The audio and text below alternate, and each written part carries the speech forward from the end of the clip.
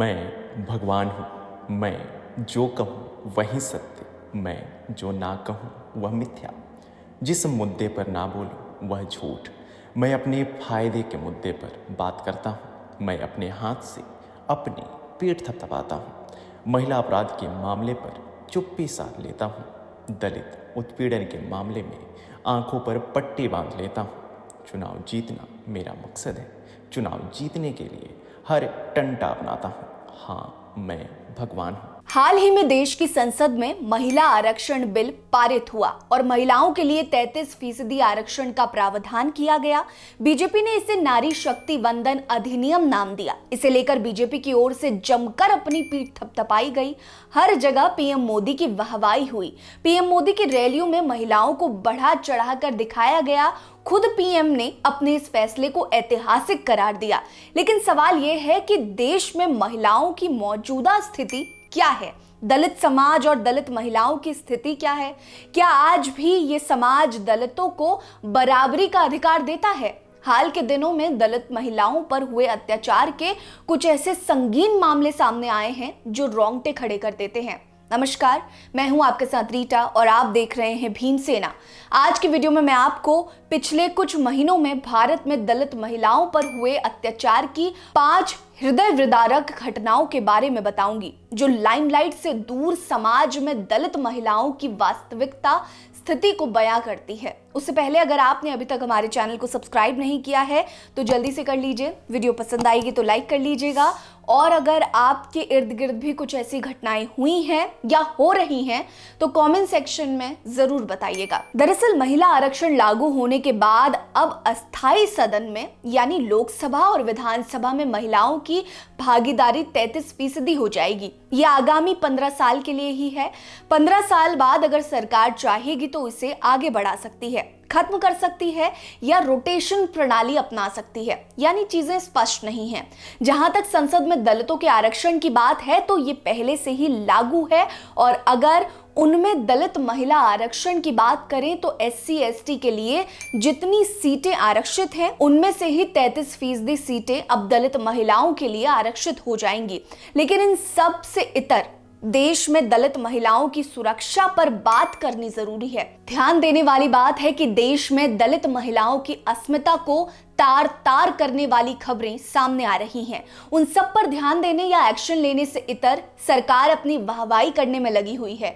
इंसानियत को शर्मसार करने वाली पहली घटना बिहार की राजधानी पटना से है। खुसरूपुर प्रखंड के मोसिमपुर पंचायत में एक दिल दहला देने वाली घटना को अंजाम दिया गया, जिसमें 1500 रुपए उधार का सूद न देने पर एक दलित महिला को न सिर्फ बेरहमी से नंगा करके पीटा गया बल्कि महिला के चेहरे पर पेशाब करके उसे पेशाब पीने के लिए भी मजबूर किया गया। ध्यान देने वाली बात यह है कि पीड़ित परिवार कर्ज का 1500 रुपए लौटा भी चुका था। जबरन उनसे सूद के पैसे मांगे जा रहे थे। अगली घटना बीजेपी शासित राज्य मध्य प्रदेश से है। इस राज्य से दलितों पर अत्याचार के मामले आए दिन आते रहते हैं। पिछले दिनों एक दलित व्यक्ति के ऊपर पेशाब करने का मामला सामने आया था, जिसके बाद शिवराज सिंह चौहान ने पीड़ित को घर बुलाकर उसके साथ खाना खाया था, पैर धोए थे। एक तरह से कहें तो मीडिया को दिखाने के लिए ड्रामा तैयार किया गया था। हाल ही में मध्य प्रदेश के शिवपुरी जिले में एक दलित महिला सरपंच की बेरहमी से पिटाई का मामला सामने आया। इसके पीछे की कहानी यह है कि महिला सरपंच ने दबंगों की बात मानने से इनकार कर दिया था।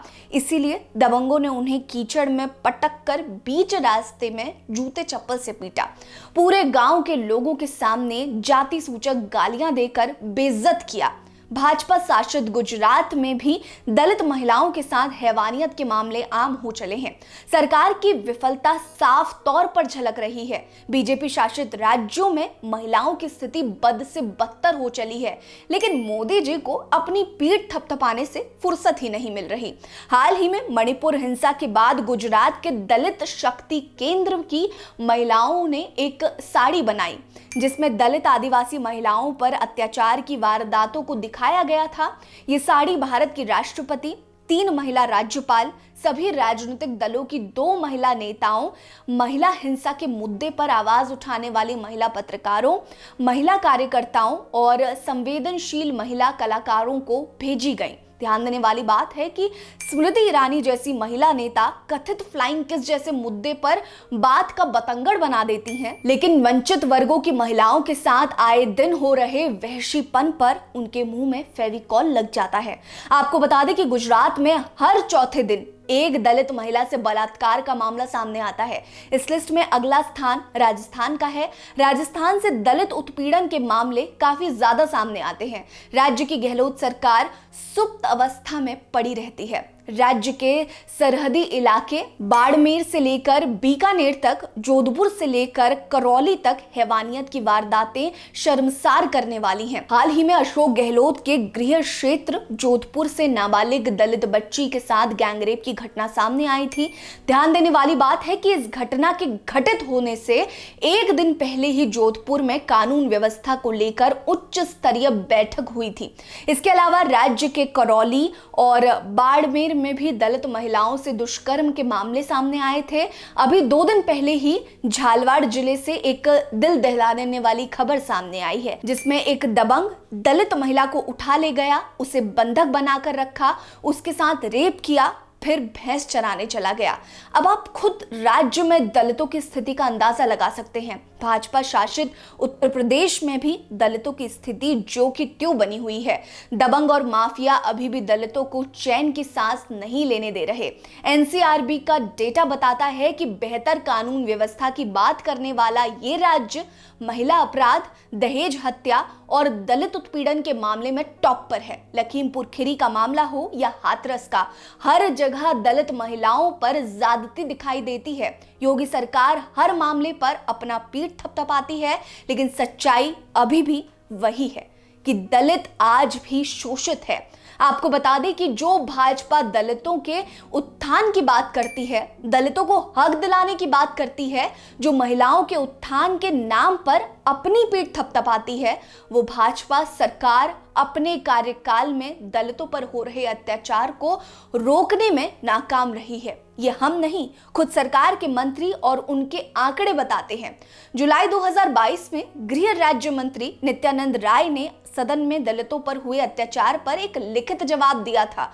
उन्होंने बताया था कि 2016 में दलितों के खिलाफ अपराध के कुल 40,801 मामले दर्ज किए गए थे। 2017 में 43,203 मामले दर्ज हुए। 2018 में 42,793 मामले दर्ज हुए। 2019 में 45,961 मामले दर्ज हुए। 2020 में ये संख्या बढ़कर 50,291 हो गई। अब अगर 2021 में दलितों पर हुए अत्याचार की बात करें तो ये संख्या 50,900 से ज्यादा है। उसके बाद की रिपोर्ट अभी सामने नहीं आई है, लेकिन जिस तरह से देश में दलितों पर अत्याचार के मामले सामने आ रहे हैं, उससे ये बात तो तय है कि ये आंकड़े कम नहीं होंगे बल्कि बढ़ते ही जाएंगे। अगर आपके इर्द गिर्द भी कुछ ऐसी ही घटनाएं हो रही हैं, कुछ ऐसी ही घटनाओं को अंजाम दिया जा रहा है, तो हमें जरूर बताइएगा। हम कोशिश करेंगे कि आपकी आवाज को बाकी लोगों तक पहुंचाए, देश के उन लोगों तक पहुंचाएं जिन्हें ये जानना बहुत जरूरी है कि देश को जिस तरह से चकाचौंध बनाया गया है, जिस चकाचौंध में चमकाया गया है, सच्चाई उससे बहुत कोसों दूर है। आज भी दलितों की स्थिति, वंचितों की स्थिति वैसी ही है जैसे कभी हुआ करती थी। बने रहिए हमारे साथ। नमस्कार।